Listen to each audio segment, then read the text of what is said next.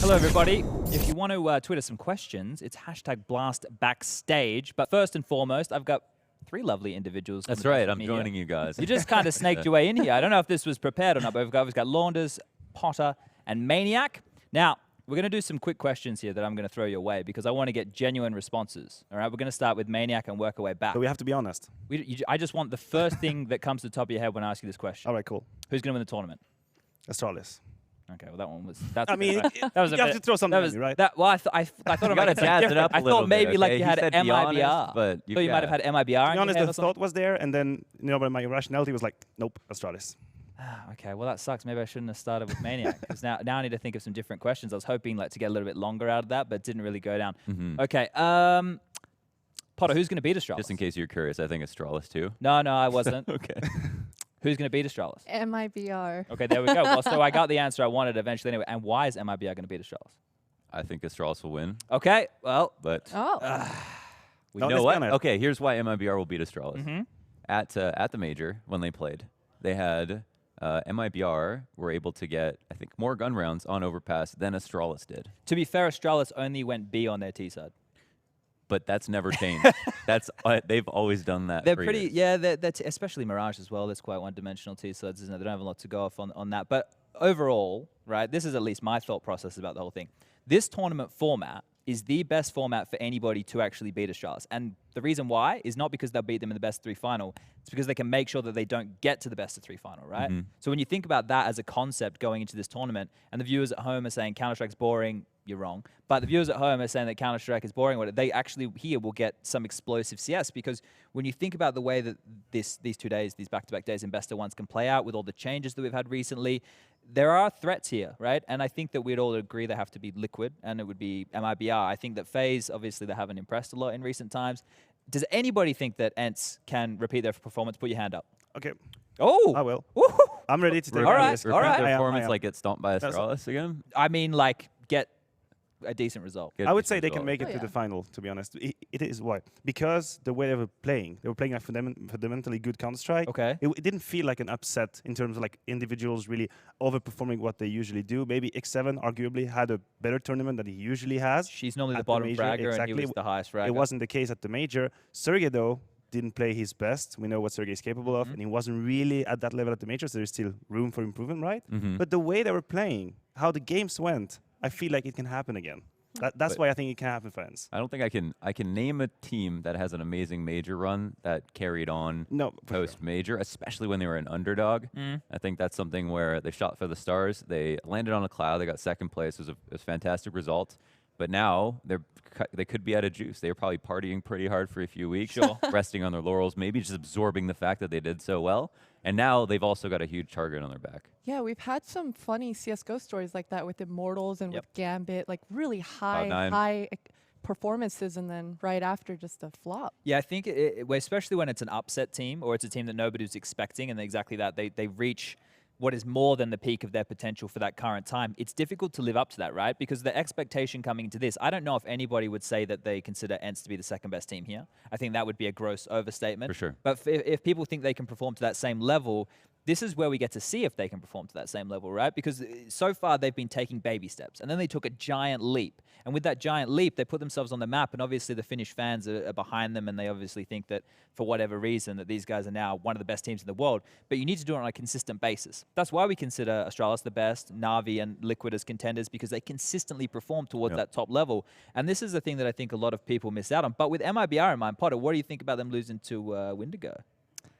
You know, I think maybe it was, what, 16-13 they lost on Overpass on that last map. Dust 2 was a bit of a hiding, though. I think that was a 16-8 scoreline. I gotta say that they didn't underestimate them, right? Like, they're competitors. They're not going to go into a match with that much money on the line and consciously make a decision, oh, these guys are not on our level. We're not going to put as much effort into it. However, like, in the back of their mind, there might be some sort of an easy factor. Like, in their mind, they think it's going to be a little bit easier. They might get a little bit complacent. So I can't take that WSU result as seriously as I would. But however, MIBR has always performed so well at Blast, specifically versus Astralis in this BO1s.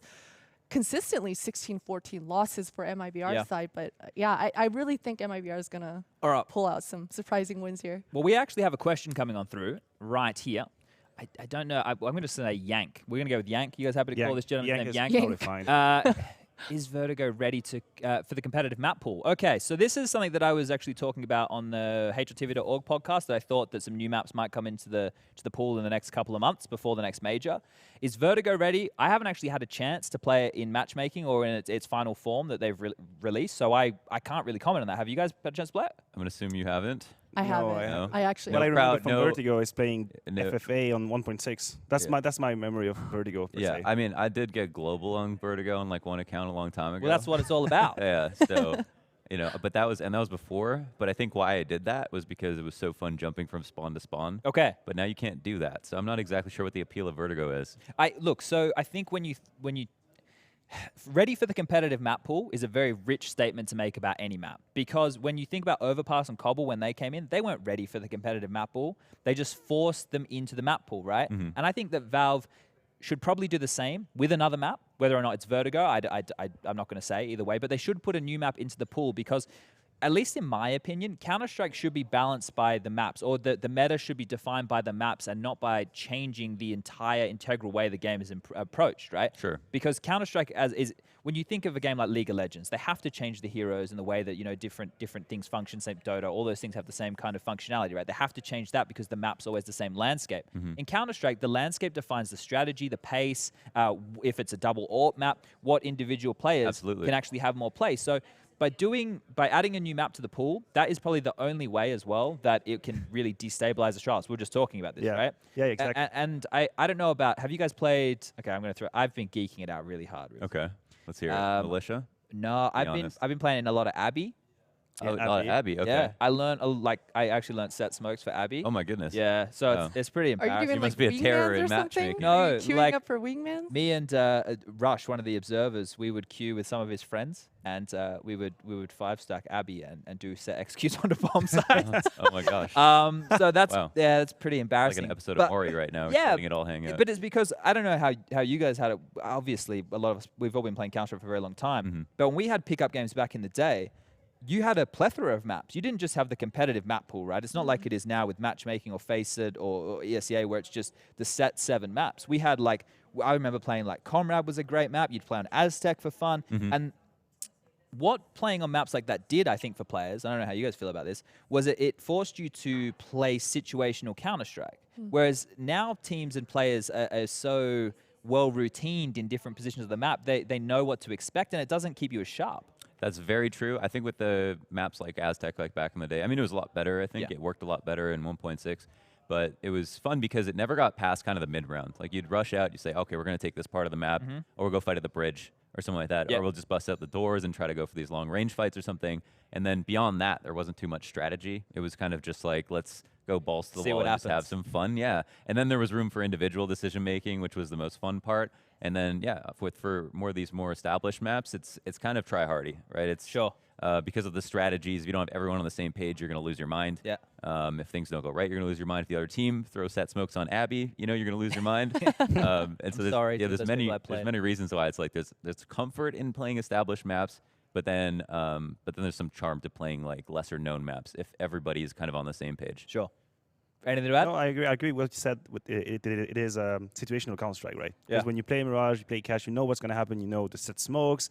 In your head, you have sort of understanding what's happening. But I played like Biome, I think it was, in 5v5. And we would lose clutch that made no sense. But actually, the core principles of Counter-Strike are still here. Trading. You just have to learn as you go. And you don't know what position is safe to play. You don't know how you should play that round safely or not. And that's actually really interesting. And you end up actually figuring out as the game goes on, okay, guys, this is the key part of the map. I'm sure whenever we have it, we win the round. If they have it, we lose it. And I like this path of discovery of a new map. Well, that's what Counter-Strike is, right? It's like a puzzle-solving game. And there's so many moving parts in that game that you want to be the one. And that's why we like this. The same with all games, right? You actually want to be the quickest in solving those puzzles. But we actually have another question coming through, which we can bring on up here. In your opinion, are the 2 best players skill-wise at this event, and do you expect their teams to make it to the final? Well, no, Simple's not here. Yeah, exactly. I assume that he's talking about Nico and Cold Zera. as the next, probably the next two players. Obviously, Device If comes not in. Device. Exactly, right? Yeah. But with the question there, obviously, Simple. Is there any debate that Simple's the best player in the world? I don't think so. I don't I think. don't think so. I don't know if it's. Yeah. I mean, I guess I think the best argument would be like on eye test. Sure. A lot of people would agree, especially people who've been watching the game for a long time. Simple's the best player in the game. Yeah. And that might be the most important thing since we have such incomplete information about communication, about how he affects his other teammates, all of the other stuff. But that being said, even on the results basis, you do have to wonder without the even major final performances. That's going to be a key thing moving forward. Sure. You know, I mean, at a certain point, you've got to be either on the right team to get to a major final, and then if you get there, you've got to play well, right? That's kind of Navi's key to victory anyway. And this time around, they didn't make the major final. They lost to ENCE, who played extremely well. But Surprisingly, still played gotta better get through team that. Counter-Strike, though, right? That's Yeah. I don't know how that happens. That's true. It's true. They actually were fantastic. That was the best series of the tournament, by the way, for me. I think a lot would agree.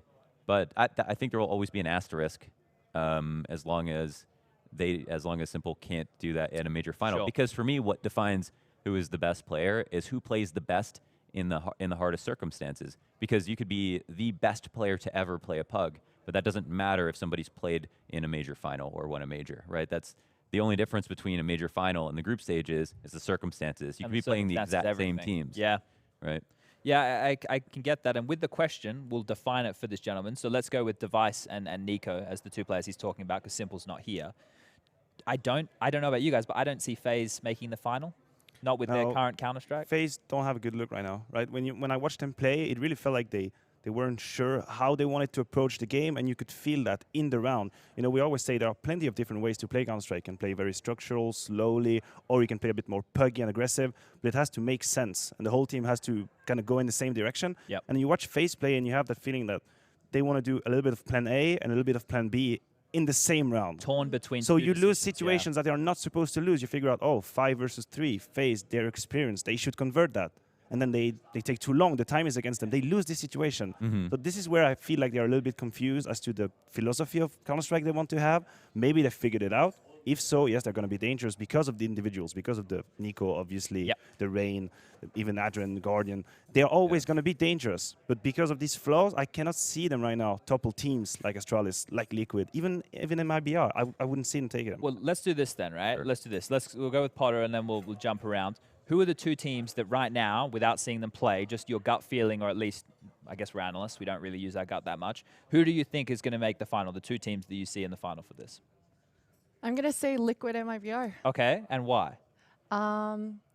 Liquid, because I think they were very surprised at their poor performance at the major. I think it's been a few weeks, and I'm hopeful that they're going to show us something crazy. I really enjoyed Liquid's performance, actually, although their placement didn't show it. Sure. Man, I thought adding Stewie to that lineup is just icing on the cake for me. I think his aggressive play style is really going to unleash a lot of things for Liquid. So for me, it's Liquid MIBR. I've already stated why MIBR. I think they don't thrive in best of ones, but maybe it's their preparation. Maybe it's just they perform better when their opponent is someone that they are not on the same level as them, but around the same tier in play style and things. I think they really, really perform well in those situations. Does anyone mirror that? Sorry, did you say Liquid MIBR? Yeah. Liquid MIBR in the finals? Yeah. Oh, so you don't think? Oh, so you actually think that Yeah, MIBR will win? yes. Is that what you said? No, it doesn't the matter who final. wins, just the final. Just Earlier. The final. Oh, I okay. think Okay. MIBR Liquid is going to be in the final. Does Okay. anyone mirror that? Because Okay, I would. I mirror that. I would in the sense that, as you pointed out, this format maybe allows for Astralis to bomb out in group stage. Sure. It has happened at Blast event. We know it. So history has proven this is possible. And if so, yes, I think Liquid and MIBR would make sense as a final. So Because I the would best go. of ones, is that your Well, argument? no. as well? So I always come into these tournaments and I say that Australia's are going to win, and then they don't always win.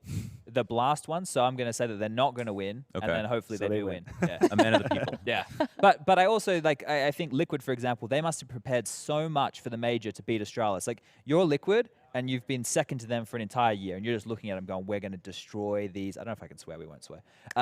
Anyway, so like that's your focus. That's your focus, right? So you look at that and you think that that's your main focus. So I think here they're going to play into that, and they're going to have a lot of stuff in their back pocket. Who have you got in the final? I think it'd be MIBR Astralis, to be honest. I mean, Liquid actually destroy him. Will just probably destroy him best of ones, but I think, I think like as an analyst, I would look at it and say, quantitatively, it looked like MIBR showed more overall in the major and got better progressively. Yep. Liquid played 3 games and then lost it to Ensign, Yes. you know, after that. So it's not like there's as much data for them. And so, yeah, just looking at it like that, I feel like very confident about how confident MIBR are. And they look like I think they have the maps to do it. They also have they have a decent chance, if anyone else, in the final. But you brought up an interesting thing about playing against Astralis in the best of 3. Like, there's almost no way out, is what you said. That's the beauty of It's this format, impossible, right? Because of their impressive nuke run, obviously everyone is talking about that, but I feel like we are sleeping on Inferno. Well, we're about to see how good their Dust 2 is as well, Yeah, right? But you're right there, because their Inferno, they're on, is it 15 in a row on land? Yeah, probably. And it's 29 on Nuke, right? So those 2 maps, if you look at the vetoes that we had earlier in the morning with Machine & Co., you were here for that. They were the respect bands, right? Inferno and Nuke were taken out every single time. So in a best of 3, it does feel like an almost impossible task for any of the teams here. The thing about Astralis in the best of 3 is you have to win your map pick. Yes. That's it. That's a no-go. So You can never lose your map pick. This is, for example, what happened with ENCE against Astralis. I felt like the first map at the major, ENCE did actually a good showing. But as soon as they lose that train map, I know it's over. Yeah. And it's really sad, but that's the reality. Happened to MIBR as well. Exactly. That's the thing. You have to win your map. And I think Astralis have shown some weaknesses in their map pool. Overpass, Mirage, they've dropped it here and there. So maybe if you are really good on this map, you're going to take them 1-0, then you're going to lose Nuke or Inferno. That's the reality. And then a third map is open. You might get Dust 2 as a third. And you then might get it. 50-50. And then we can talk about it. Yeah. Well, we do have another question coming in thick and hot from the presses.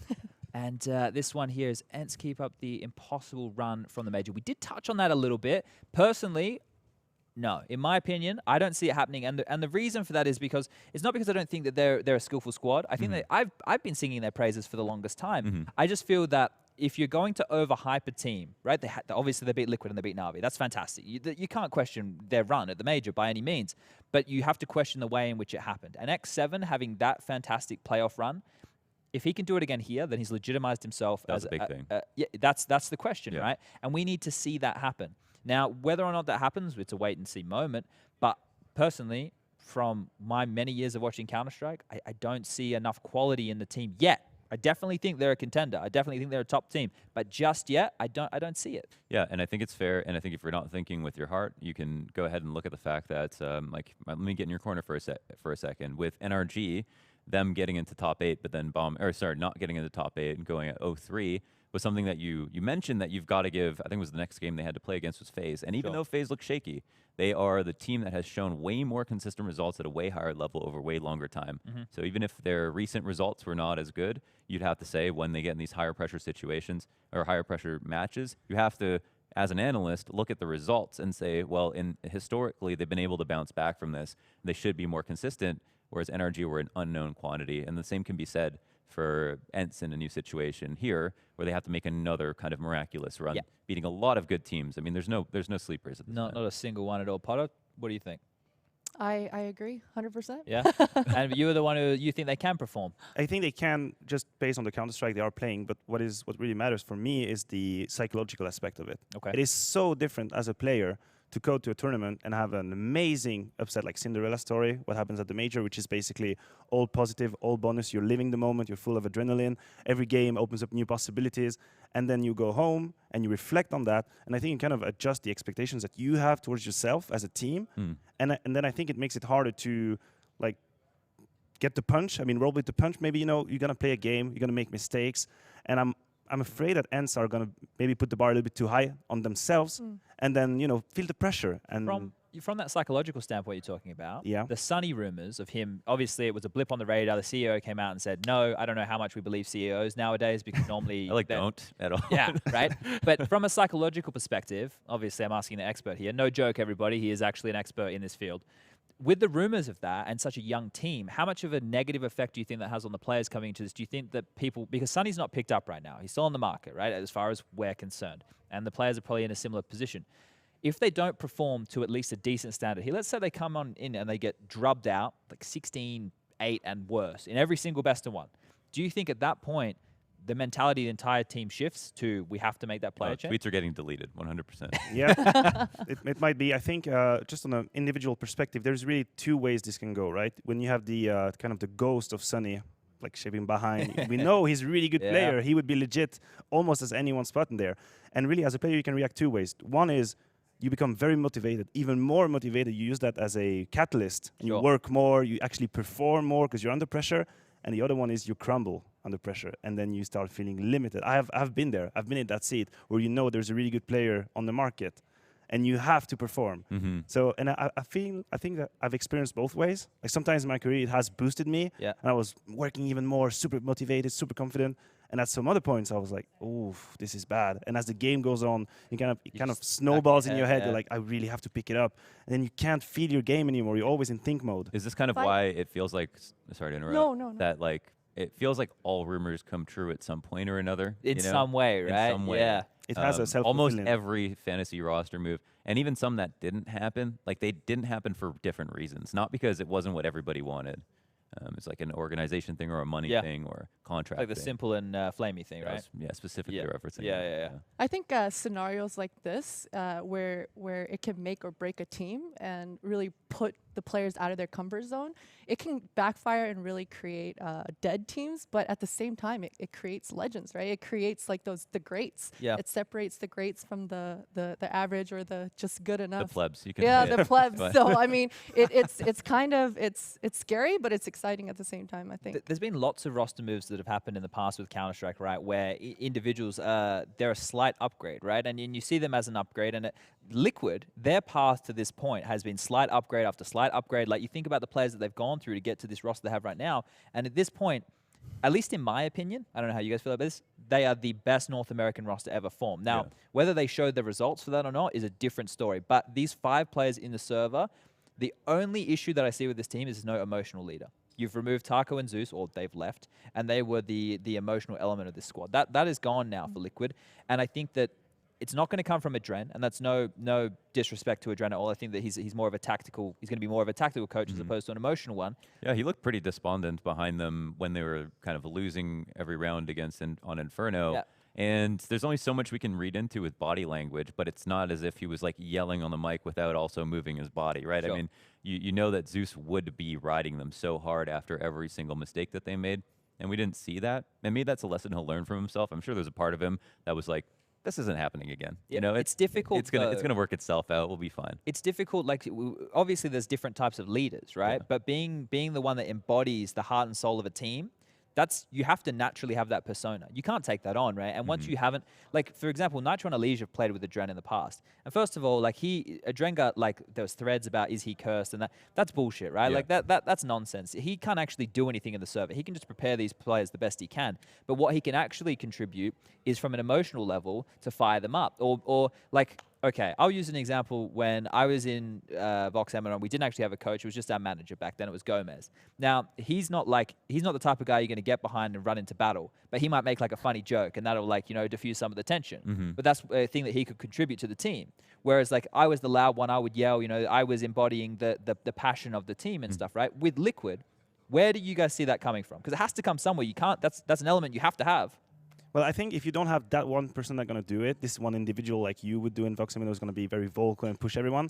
It forces each and every player to do it a little bit. Sure. And kind of create like an atmosphere, like a shared atmosphere where everyone is a little bit more focused, a little bit more motivated, talks a little bit better in the communication, maybe acts as a better teammate.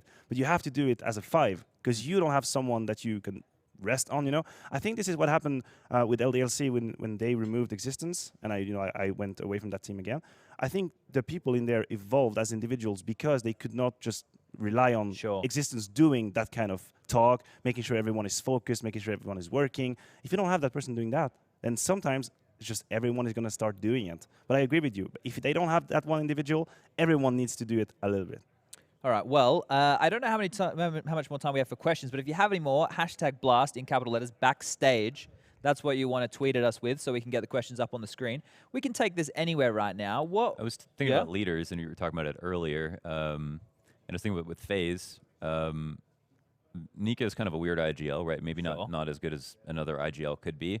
And it seems to be true based on the results that we've seen, kind of lackluster a little bit. There was the Adrian change that we weren't sure if that was going to stick after the major. Yeah, I think he's That was got an until important one. after Star Ladder. I don't know. I'm not Okay. sure. I'm not. Yeah. I'm not actually sure where this is going. But yeah, But to that, but still, like, you know, you have to look at the results, and those are the results. It's been kind of fairly poor overall for a team that's as expensive as they are, if that's the best way to describe them. Yeah. Or just as storied or whatever. And I think the magic of Kerrigan was just that he called simply enough to run a team with that much talent really well. But his main issue, and would still be on the team if they had not lost that final versus Cloud9 at the major. Yes. Maybe not until this point, but for much longer than he was on the team. And I think that was his only real problem, was crumbling under pressure. I think that the brush that he would have been painted with from the Astralis days, right? Because he was part of them getting to a certain point, and they never were able to win a big tournament, right? And then the same thing happened in FaZe. There was so much heartbreak for that team. Obviously, the Olaf situation where he was out, they had to change players around. That ruined a lot of things as well. Just that's unlucky. That's just the way the cookie crumbles sometime. But I think when you look at that as a whole, when you think about that as the team, they lost faith in him as an in-game leader. Yeah. Right. And whether or not that's just, that's a question for them. That's not really like we don't The know. chicken and the egg. Like, Exactly. what came We don't first, know right? in the server the real breakdown there. And obviously confidence was lost at the London major, and Nico was taken over calling then, and whether that was a mutual decision, whether I've been an in-game leader before and you know that your teammates have lost faith in you, or you feel that you can't contribute anything anymore, and you feel hopeless, right? You feel helpless, you feel like you can't actually do anything, and that sucks as a feeling. So to have, Carrigan get to that point with that sort of roster and then being like, nah, bro, you got to go. It's probably going to be a reoccurring trend. And I don't think, now this is going to sound super harsh because I respect Carrigan. I think he's a fantastic in-game leader. I don't think he's ever going to be an in-game leader who is going to be part of the best team in the world. Ever again. You don't think he could learn? I think I might mirror that sentiment just based on what we've seen. Like, Sure. You would say FaZe is like not only a really good chance, but he's kind of like gone through a lot in his career. So it's maybe what he views as one of his last chances to play with such good players. Sure. But do you think he did get better? Maybe he did get better as an IGL as he switched teams. And one of the beauties of being an IGL that you have your team lose faith in you. And I've had that happen to such a lower level, and it feels like you're kind of trying to win personalities back, and it's just you're digging your own grave every time you say anything new. But when you get to start with a new lineup, you start over fresh. Yeah, he you has get to that learn now. from those Yeah. mistakes. You start over fresh. So do you think if he starts over fresh one more time, he could be better, but he won't get the opportunity to play with players as good as those on FaZe? Well, to be fair, like I think Rops with the old Mousebots team has never realized his full potential. I think he was put in a lot of roles which stifled his skill as an individual. In a good side of things, it made him be a very good teammate, right? It's taught him to be a more supportive player and a teammate, anchor on bomb sites. He's done a lot of stuff in that regard, so that's good. But you look at the team he has now, if Frozen becomes a prodigy, if he actually lives up to the hype for him, if Rops can be a carry player like we've seen in their very few online matches, and Voxic can continue to be a dominant AWP player, Chris J is at this point just his wingman, right? Yeah. Secondary call-up, secondary AWPer, he can help out on those. There's a chance for this team to be a top 5 team in the world, but whether they're going to be the best team, I don't see them as being the best team in the world. Like not tomorrow, like not the end of the year, not the end of next year. There'd be wild assumptions involved. Exactly, you know, right? Like Frozen is such a who knows, Exactly. Who knows how good he'll be. Some for how teams long. would have to drop off significantly. Yeah. And this is a thing as well. Actually, this is a good talking point. Do you guys feel, because right now, or last year, a lot of us could sit here and say Liquid would have been the best team last year if Astralis didn't exist. Yeah, they would have been. Yeah. There's only a few teams, I think, and this happens in traditional sports, and I hate making this comparison, but it's a competition, right? Where you eventually realize you're not going to be the best team. You're never going to be a team who is winning consistently. Where, do you think there's certain teams who are just happy? Not happy. That's a terrible way to put it. You obviously go in every tournament Content? to win. Yeah, content with knowing that they might be a top 10 team in the world. They might win a tournament once or twice a year, but they're not going to be the consistent legacy team who goes on and just dominates all the big tournaments. I think there has to be some people who come to terms with that, right? I feel like that was Mouse Sports for a bit, just because they were comfortably in top 5, but it seemed hard for anybody to see. And it's funny because they got 2 lineups with the same problem. But for anyone to see if they were going to be top 1, I don't know if they themselves thought they could be top 1, even though they maybe flirted with top 2, something like that. Sure. At best. Very short period of time. Yeah, very short period of time.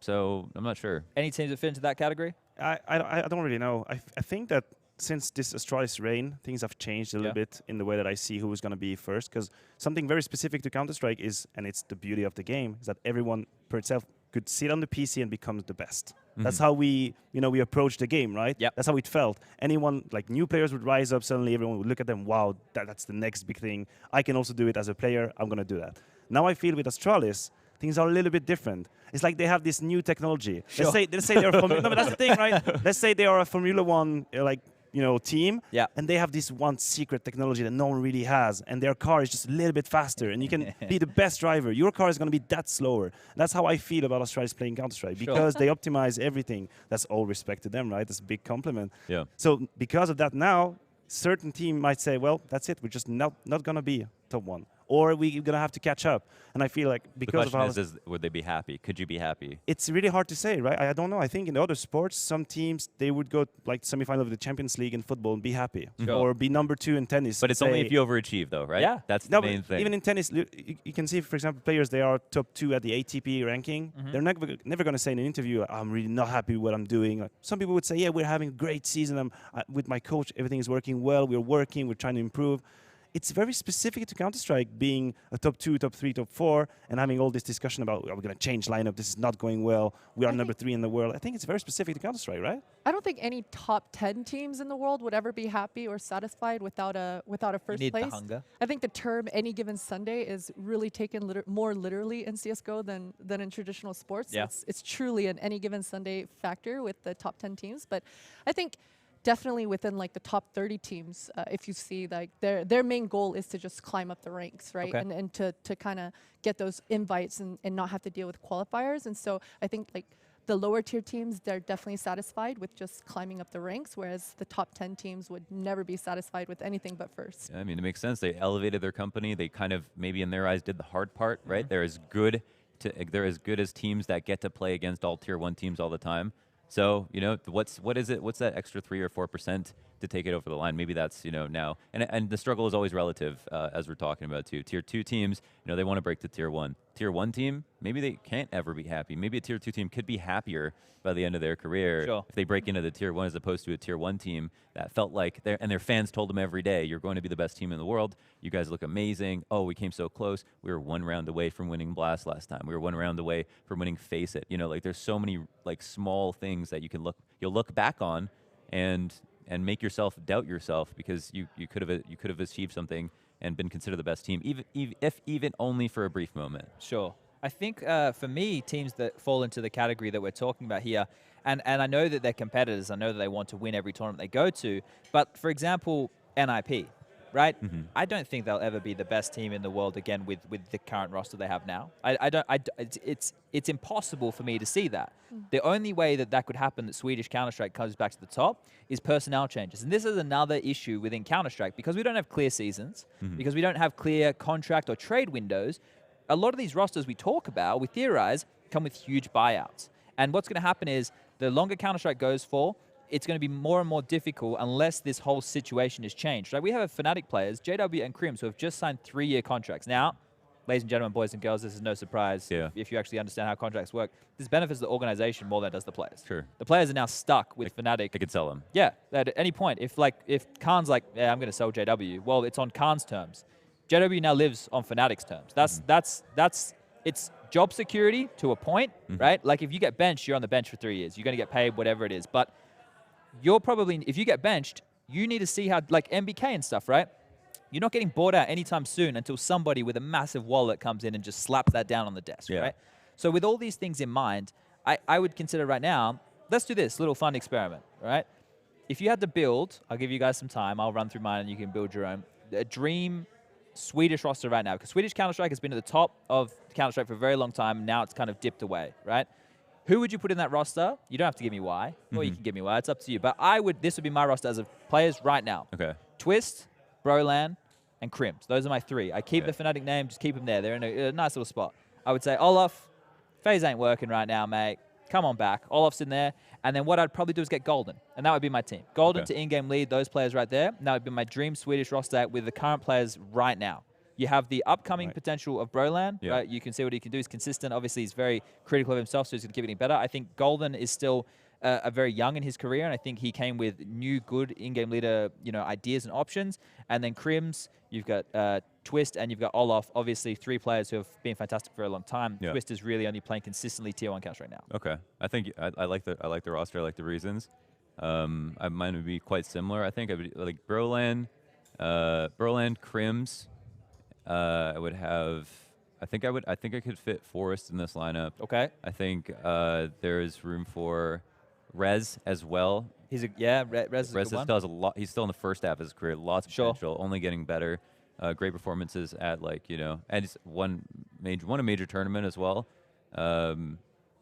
Oakland, I believe it was. That was pretty. That was his standout. Not his breakout, but that was where he kind of showed that he could be a Tier 1 player. Yeah. Yep. So where am I at? Crims, Brolin, Forest, Rez, and then there's room for maybe another Forest-like player, maybe Olaf. Who you have an in-game lead? In-game leading would be actually that's a good question. I guess the tough part would be in-game leader.